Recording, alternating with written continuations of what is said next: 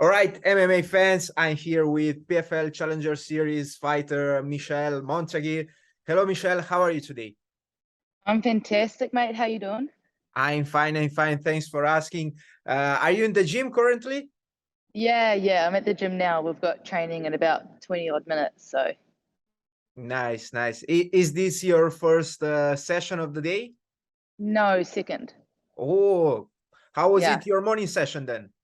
It was good. Yeah, we had sparring. So we had 5 rounds of that, and yeah, it was awesome. It was awesome.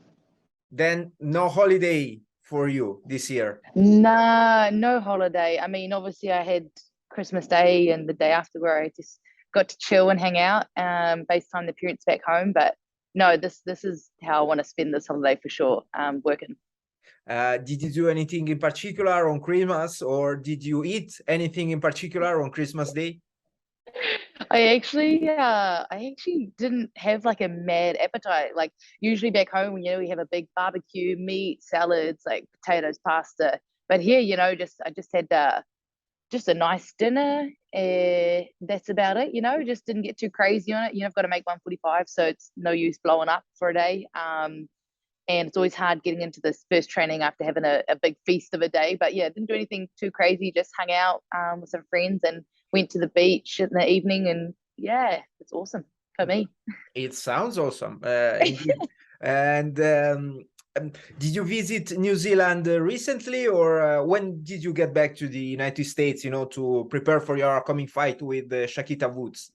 I went back. I was only in New Zealand for like maybe a month or so back in, would have been in February that I was back there. So I won't be going back until possibly after this fight or maybe a bit later down the line when I have more time in between fights.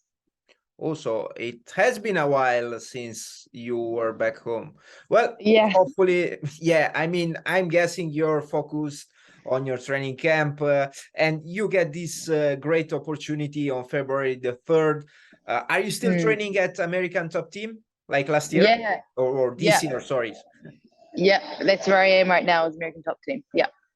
Um, Listen, since you're there and we know that American Top Team produced many great PFL champions, including Mm. Kayla Harrison. Did you Mm. and Kayla Harrison train together last year? Yeah, we do all the time. We had we do pretty much the whole camps together. And she's helped me with this, and she'll corner me as well for this one. So yeah, we go through the whole thing side by side. That's very, very nice to hear. I know you're coming from a wrestling background. When did you take up wrestling?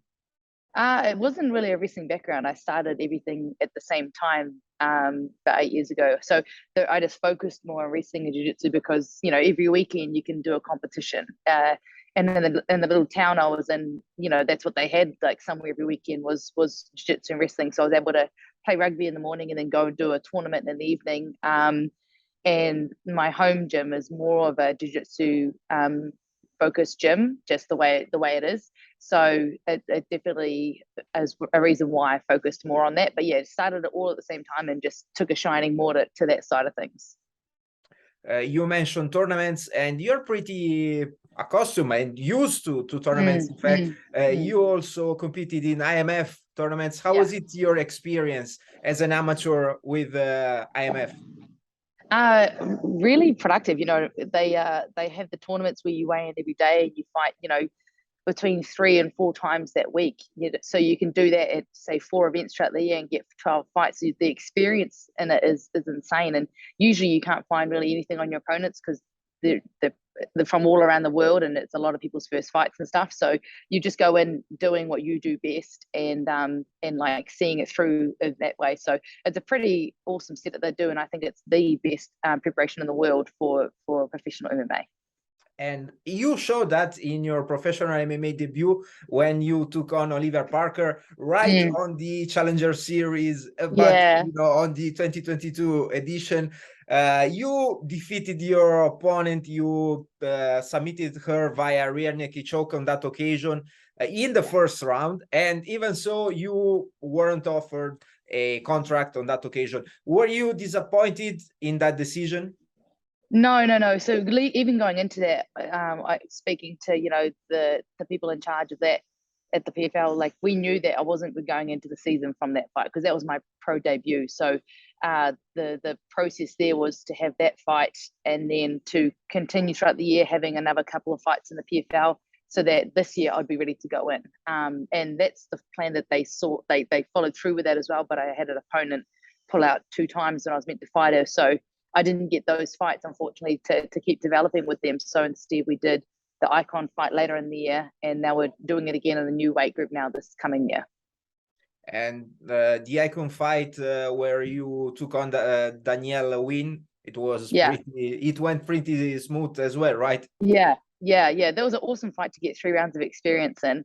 And that was invaluable experience, to be honest with you. And to get another, fight night before this coming one was, obviously, otherwise I would have gone a year without. So getting that in there was very, very valuable. And then to be able to sort of play and focus for the 3 rounds on a few different things, and to come off with the finish was, perfect in my world for what I wanted going forward. And when you took on Parker, you fought at lightweight. It isn't your natural division, as far as I know. You prefer to compete at featherweight.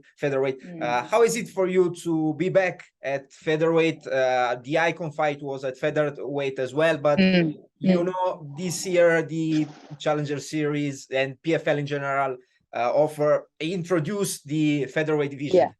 Yeah. It's awesome for me. I feel pretty much the same in either weight group, but I just feel that extra bit, like I say extra, like probably 10-15% more fit and in fight shape. For 155 is only 5 pounds off my walk around weight, so for me that's not ideal.